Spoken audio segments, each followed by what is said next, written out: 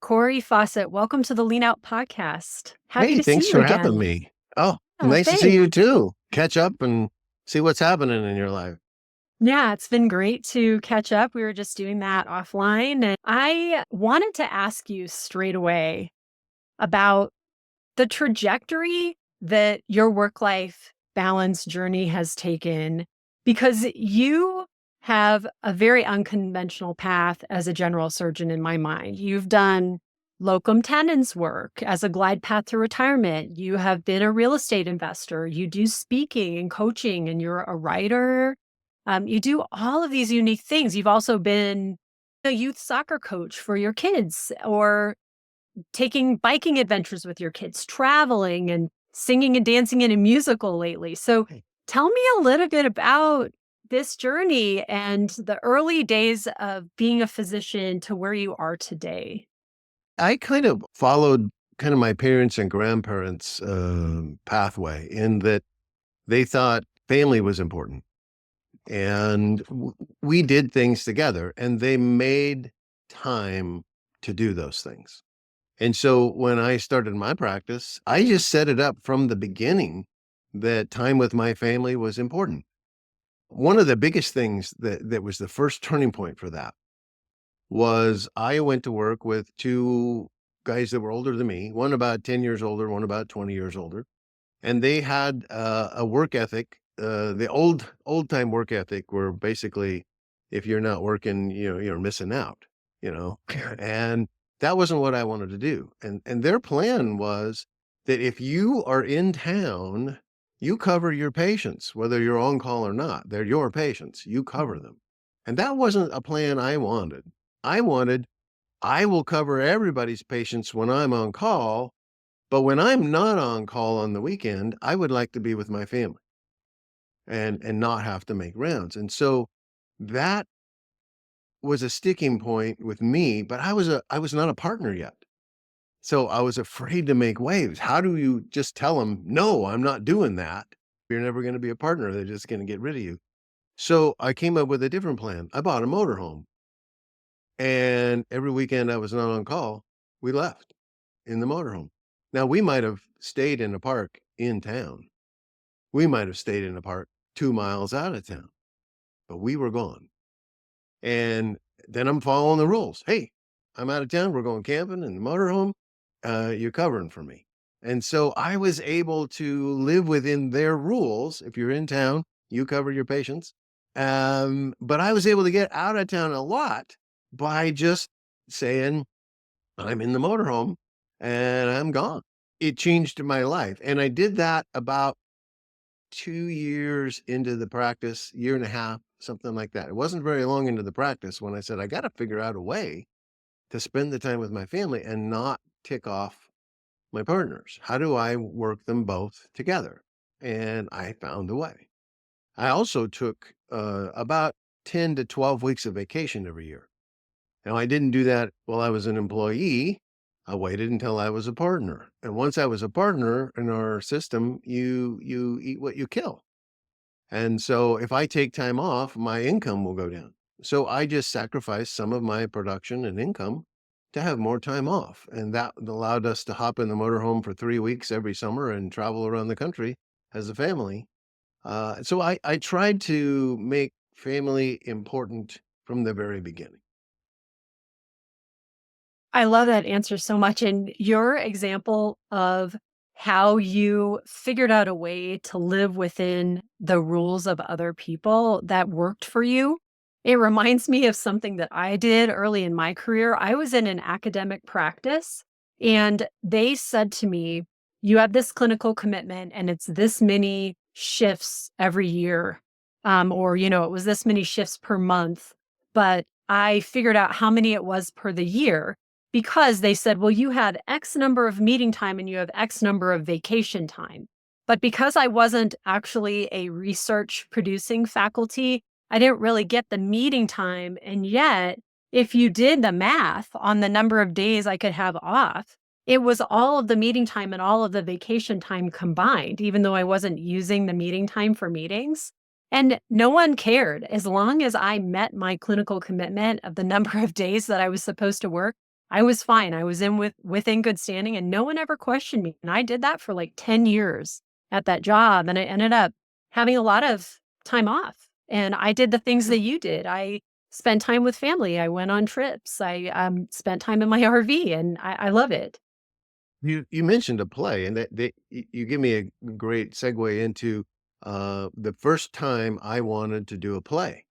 And I perform. I'm a performer. I When I was in medical school, I had to make a decision between being a professional musician or being a doctor because I had recorded an album, and I realized that I either got a full time promote the album or I got a full time be a doctor. I can't, a medical student. I can't do both, and I had to give up performing for a while. But this opportunity came up for me to be in a play, and yet I'm on call frequently. And so how do I do that? The people at the play say I have to be at practice every day of the week, and then I can't miss a play, right? And so I went to one of my partners and says, "Hey, I'll make you a deal. I need 2 months of no call. I'll take all of your call for 2 months, and then you take all of my call for 2 months, and that'll give me the time off call to be on a show." So I still did the same number of calls that I was supposed to do for the year. I just spread them around a little differently so that it would meet my needs and theirs. And he enjoyed having 2 months of no call as well. So there are ways to work out these things that you want to do. You don't have to Yeah. just go along with the way everyone says that's the way we've always done it. You know, that Yeah, you're still doing your commitment. You're still doing what you're supposed to do. You're just doing it in an unconventional way. you don't have to do it the way everyone else is doing it. You just need to meet your obligations. And there are multiple ways to do that. Before we get into your book, which talks a lot about this, more most recent book, you've written what, many books? I just want to This point one's out, number 7. Yeah. yeah, number 7, it's amazing. I just want to point out that this stuff that you're talking about, it really goes against the typical view of a general surgeon. What has been the hardest part about leaning out from other people's expectations in your mind? You just gave ways to circumvent some of that, but what has been hard about it for you? I don't think there was ever anything hard about it. It's funny that it's kind of like losing weight. It's not rocket science. You eat less and you exercise more, and guess what? Your weight goes down. But applying it is the problem. Making yourself not eat that other piece of pizza, or not have that nice dessert at the restaurant. Applying it is the trouble. And I just never seem to have trouble, when I wanted to do something, that I could just figure out, okay, how could I make that work in the system? Figured out a way, and I just did it. I didn't usually ask anybody. Because as long as you're meeting your requirements, nobody cares. Like you mentioned, for years, they didn't care what you were doing. Long as you met the requirements they set forth. Doesn't matter how. I was able to coach soccer by working it into the schedule. I remember one day I was taking around somebody from the university who came down to work with us once a month, and I was assigned to take him around. And he said, "Okay, well, it's time for me to go catch my plane and get back to home." And I looked at my watch. "Oh, I got to get to soccer practice." And he looked at me like, "What?" And we're both general surgeons. And he said, "What do you mean soccer practice?" I said, "Well, I'm a youth soccer coach, and I got to get to practice before the kids do. Get everything set up." And he says, "You do the same thing I do. How could you possibly have time for that?" And I remember saying to him, "Well, I'll let you in on a secret. I'm the boss. If I say this is what's gonna happen with the schedule, this is what happens with the schedule. I'm the one who can set how the schedule works out, and I just put in the schedule soccer practice at a particular time, and I'm able to go to soccer practice, and nobody bats an eye because you're still doing your job. I'm still seeing all my patients, and I just work the schedule around soccer practice." So, it never seemed difficult to me. It seems difficult to a lot of other people. I remember one of my partners, I take lots of vacation and I have timeshares. Well, I have one timeshare, but I use it for lots of weeks. And I would book those a year or two in advance.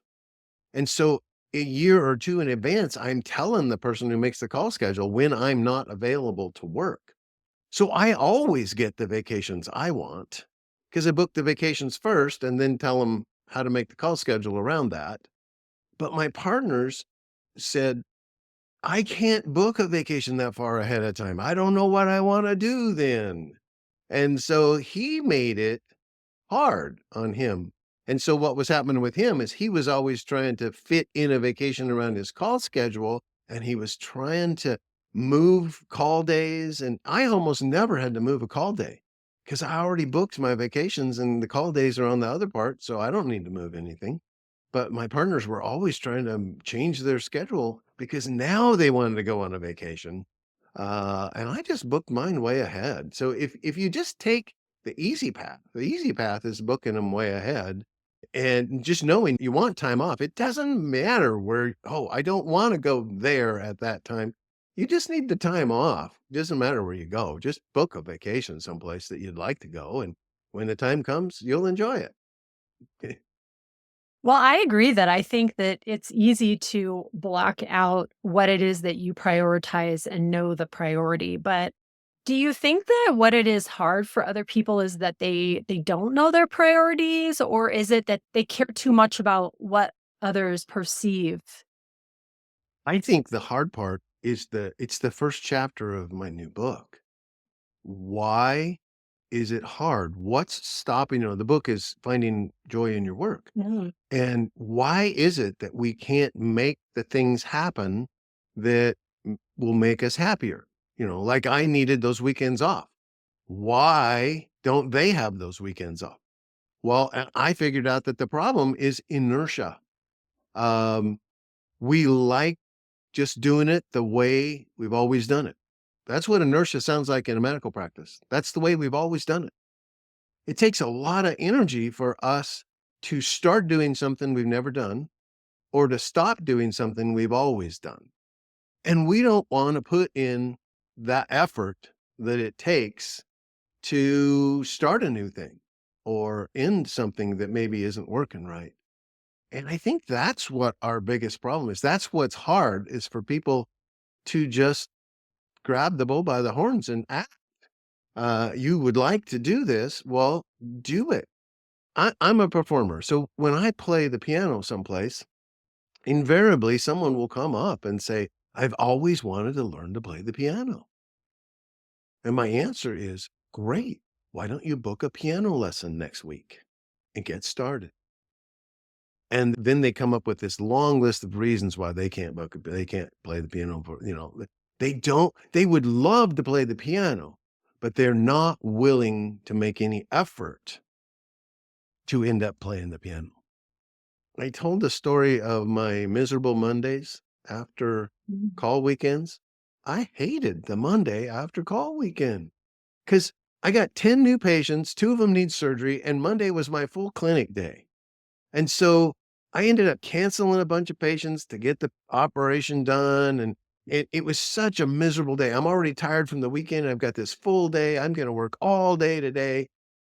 Every Monday morning after that, I would wake up and say, I hate the Mondays after call. And I just would get up and do it. And it was so strange that I did that. I told myself I hate doing this, but I just came to the conclusion that this is just part of being a general surgeon, right? It just comes with the job. If I want to be a general surgeon, I'm going to have these miserable Mondays. I just resigned myself to being miserable on those Mondays, right? And then one day I woke up and I said, I hate the Monday after call. And I just thought, well, I wonder if I could make it better. And I did that day. I thought about it while I was taking a shower. I went into the office manager and said, I want to make some changes on these Mondays when I'm after call. You know what days I'm on call all year. On those Mondays, I want you to book me out of the office. I'm not doing my full clinic on those days. It's a disaster for everybody that day. You hate calling and canceling patients. And you know what she said? She said, okay. That was how hard it was to eliminate, and I went for years hating that day and just doing it anyway. And all I had to do was just walk into the office manager and say, "I don't like this. I'd like to change it." And she was fine with it, and I never had another miserable Monday. Eh, why did I go years? Because of inertia. Yeah. I just didn't wanna put in the effort to figure out what I'd need to change to make it better. I just went along with it, and I just take my licks, and I'll go on as part of being a surgeon. But if I'd have just stopped and broke that and said, "How can I make this better?" My life would have been better on all of those Mondays for Sooner. years. It was like, "Oh, why didn't I think of this before?" Well, I did think of it. I thought of it every Monday when I said, "I hate the Mondays after call." I just ignored.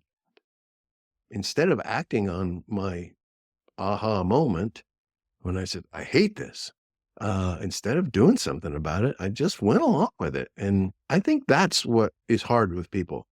They just wanna go along and not make any waves or not try and change anything, and that inertia is keeping us from being happy in our job and from spending more time with our family.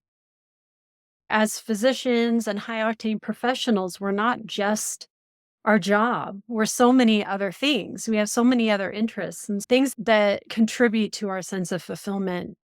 And I love that you brought up the inertia. That was going to be one of my questions to you, was to expand on the idea of how inertia was the biggest killer of joy, because I had the privilege of reading an advanced copy of your book. I would like to ask you, And so it's thank the you for that, by the way. Thank you for absolutely. your input, yeah. Yeah. And it's the doctor's guide to finding joy in medicine. I wondered why, after writing books about career preparation, transition, finances, and things of that nature, you decided that you wanted to write a book about this particular topic. What incited that? There were 3 events that happened almost simultaneously that kinda woke me up to this. One was I gave a lecture about finding joy in your work. It was kinda requested, and so I thought, I'll do that. And then I went to this men's group, and we meet on Monday mornings, and, it's a little Bible study group, and we talk about our lives, and one of the guys said, his wife had gone to the doctor recently, and he had such a bad experience with the doctor. The doctor just seemed so rushed and so worried, and it wasn't a pleasant experience, and he remembers as a kid that it was pleasant to go see the doctor. Mm. And he wondered, "What's different? Why aren't the doctors not fun to see anymore? What's going on?" And then, at the same time, a relative called me who was in the hospital and said, "My doctor doesn't seem to have any time for me, and I don't understand what's going on. Could you talk to him, and then you could explain it to me?" And that doctor never got to me. They never called me. Mhm. Even after being asked and said, "Yeah, I'll do that as soon as I finish rounds." Never did. They never contacted me, just were too busy, and they were off on vacation, and it just never happened. So when I put all those together, I realized there's a real problem that doctors are facing. We're just not happy in what we're doing. We have lost the joy of practicing medicine. And the more I thought about it, the more I thought, I want that to be my next book. How do we get the joy back in what we're doing? And why is it that I was happy, but other people are unhappy? What was different? What are those pieces? And I called my publisher. We had another finance book in the Mhm. wings, and I was about to start it. And I said, I don't want to do that. I want to do this book.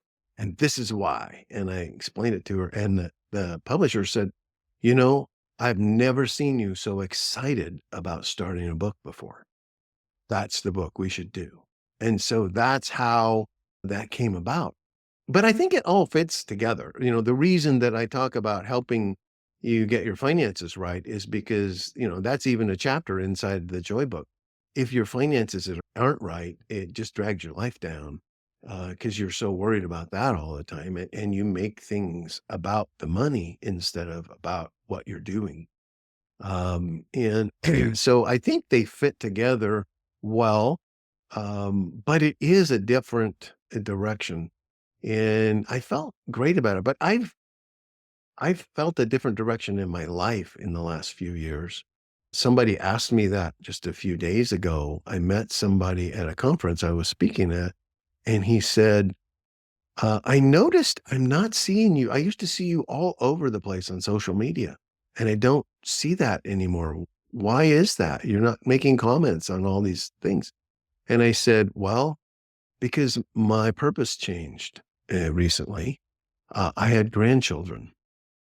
And once I had grandchildren, I realized I wanted to devote time and effort into raising them and helping their life be good. And we babysit the grandkids 2 days a week. And when that happened, and I took that on, if you want to take on a new project, it means you have to give up something because currently your schedule is full. Your days are full. If you add something else, you got to push something out. So you got time for the new thing. And when I needed time for my grandkids, social media went out the window. That was the thing I gave up. So I don't run around reading Facebook pages in different groups and making comments and helping people in there because I can't do everything. And so I gave that up. And I said, that was very perceptive of you to notice that suddenly I wasn't in that area. But you can't do everything, you know? You have to pick and choose. When I wanted to be in a play, I knew I had to give up some other things during that period. I had to not be on call. I had to figure out, how do I not be on call for the period of time that the play is running? How do I make this work? And usually you can find a way. Yes, I like to say you can have it all, but you can't have it all at once. And there are always trade-offs, and trade-offs aren't necessarily good or bad. It just is. And it's the same with finances, as you know. You have a finite amount of money, just like you have a finite amount of time. And so your money can be allocated to one thing and then you have to take it away from another pool of, an expense or something of that nature. And it's the same with our time. So, Yeah. yes. People, when you have a baby, that's a great example because the moment that you have the baby in your life, you now suddenly need to make a bunch of time to take care of the kid, and something has to give. So for a period of time, you're going to give up some of the other things that you did, and you're going to substitute in raising the child.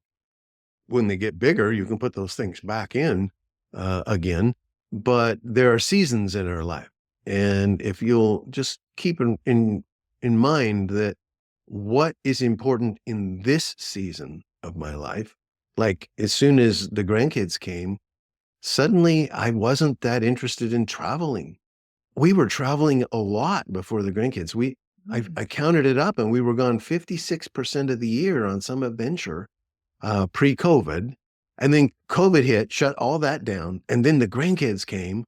And as travel opened back up again, now I had grandkids. I didn't feel like traveling anymore. I wanted to be home to play with the grandkids. And I've seen enough cathedrals. I've seen enough Yeah. castles.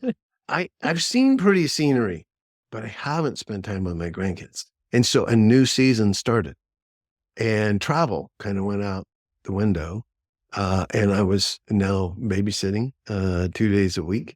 And it's been really fun to spend a couple of days where you just concentrate on the grandkids. And on those days, I don't write any articles. I don't work on my books. I play with the grandkids. And that's a season. And as soon as the grandkids are in school, both of them, they're 2 and 4 now. As soon as they're both in school, I'll probably go back to traveling again because it'll be a new season. When they're little, they need more help. When they're not, then another season opens up. And if we keep in mind that those things change, and it's okay for your purpose to change. My purpose changed. My purpose for a while was really concentrated on helping doctors live a better life and get their finances in order. And suddenly the grandkids came along and my purpose evolved. So just keep in mind that it's okay for it to change. What you want when you're 18 is not what you want when you're 60. And that didn't just happen suddenly one day. It gradually things change. Yeah, I love this so much. And back to the book, one thing I wanted to mention is that something that really struck me about it is that you and I have in common that we really want to help people find a way to sustainably practice their profession and stay in their profession, but find the joy in their profession. Do it in a way that works for you. You don't have to necessarily just burn out and quit and do something completely different. So, what are some of your go-to methods for helping people that maybe you talk about in the book or that you've experienced with your coaching that help people to reclaim the joy in their career in medicine? I think the biggest take home point from my book is to listen to your aha moments because you are telling yourself what it takes to be happy. You say it all the time and you just ignore it. My Mondays was a good example of that. I would be much happier if I didn't have these miserable Mondays. And so if we would just look for the aha moments, what is an aha moment? An aha moment is when you say, I hate X, I love Y, or I wish Z. Okay. I hate, I love, I wish. Mm. Whenever you find yourself saying that, stop and write that down because that is the secret to your success, the secret to your joy, the secret to your happiness. You want to do more of what you love and less of what you hate. If you say, I hate this, then you must find a way to do less of it or make it better. If you say, I love this, then you need to find a way to get more of it in your life. We say, I hate this, and then we just do it anyway. And we forget about it like we think there's no way to fix it. And that's just not true. There's always a way to make changes. We just don't like to. But if you don't listen to this little voice, you don't even know what changes you should be making. People all the time want me. And at the end of the book, I say, if you came to this book looking for steps that say, you should change this, you should change this, you should change this, then you need a scribe, you need, if I didn't put any of those things in the book, what I was teaching you to do is listen to yourself because you're telling yourself what you need to change. You know what you need to fix in your life. And if I told you what I needed to fix in my life or what one of my clients fixed in their life and said, see, if you just do like he did, that doesn't work because he's not in your situation. Everybody is different and everybody likes different things. Some people hate taking call. Other people don't mind it. Same profession. I remember walking down the hallway on my way to do a colonoscopy. I'm next, and I wanted to check and see what was going on. And both rooms were being used, and I'm going to see how long till my turn. And one of the guys doing the colonoscopy came walking down the hall at me, and he says, and I hate doing so many colonoscopies. I don't know why I booked so many. It's a miserable day. And he was just grumbling and griping, right? Right behind him, as I walked past him, was the other guy who had the other room. He came walking by. Man, I love doing colonoscopies. I'm so good at this. It's so fun. You know, both of these guys were doing the exact same job in the exact same place, in the exact same environment. There was nothing different. And yet one of them was griping about it and didn't like it, and the other one loved it. Now, how could I advise those two guys that this is what you have to do specifically to make a change when they're doing exactly the same thing, but they have the opposite response to it? We all have different things that we love. I love playing the piano. Doesn't mean you do. If I told you you should play the piano more, that ain't going to make you happy. It makes me happy. So listen to the little voice that tells you exactly what you need to do and start writing those things down and find a way to make them happen.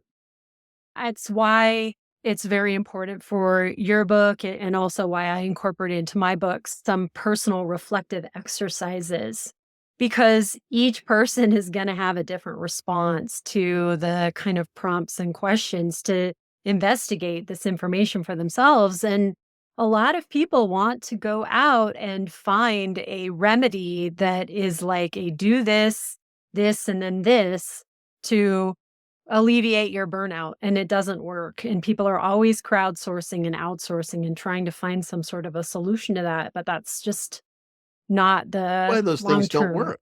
I've Yeah. seen several things where they put together a thing. If you do this, this, this, this, and this, you won't burn out.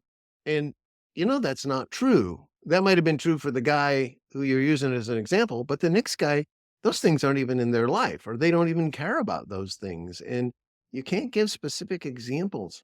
I think it was 5 stories I tell in the book of people who had these epiphanies and did something. And one of them was a friend of mine. We have breakfast together every now and then and just chat about life. And he found out about my book. This is what I'm writing about. And we talked about the aha moment. He says, I had one of those. And he told me a story, and that story got in the book. But he got hurt and had to have back surgery. And so he was out of work for several months recovering from that. His story was he was laying in his swimming pool looking at the clouds, and he hadn't been working for a while. And he was just thinking about his job. And he realized as he looks up at the clouds, you know, there's stuff I don't like at the office. He'd never really thought of that before. What is it I don't like? And he starts thinking about the things, and he realizes, I wonder if I could fix them. I wonder if I could make some changes. And he spent his time after having that epiphany that maybe there's ways I could make it even better, figuring out the things that he didn't like in his practice and how could he make that better. And he went back when it was time to restart, and he went to his office manager and says, we're going to change some things around here. And for the first time in years, he was going to the office with a spring in his step. You don't hear that voice until you slow down enough and Yeah. stop doing everything around you that you can really just think about, well, what does make me happy? What do I like? We're just so busy going and going that we don't get those moments. And he was forced into that moment by an Right. injury. And if we can take some time, we can maybe hear that voice that's telling us this is what we need to do.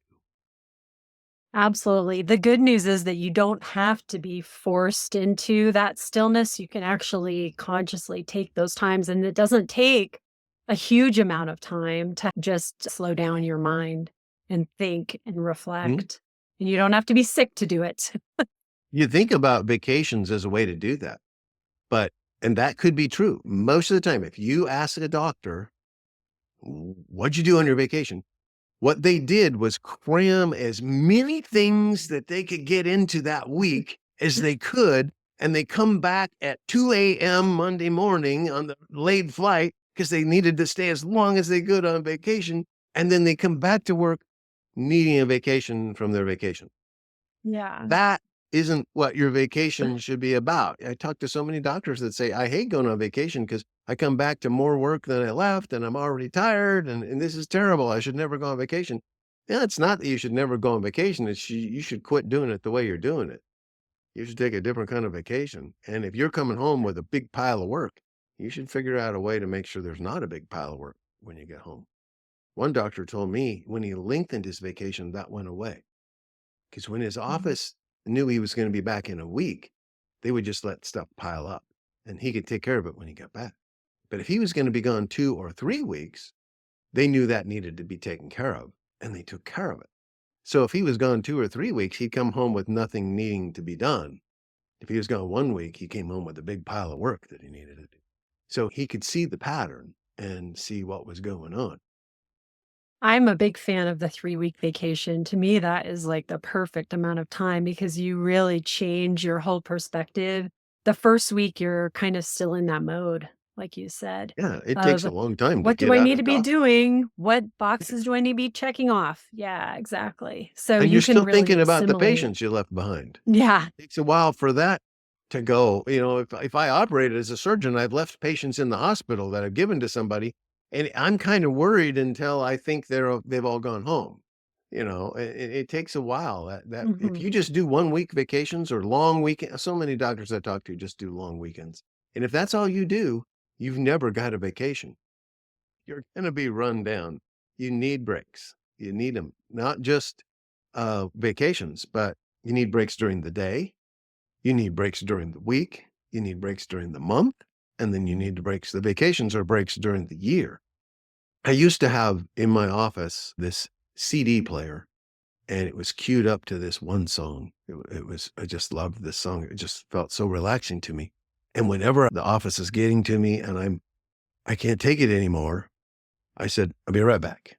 I went into my office, I closed the door, I put my feet up on the desk, and I hit play, and it would play that song. And I kinda judged my breaks to a one-song break or a two-song break.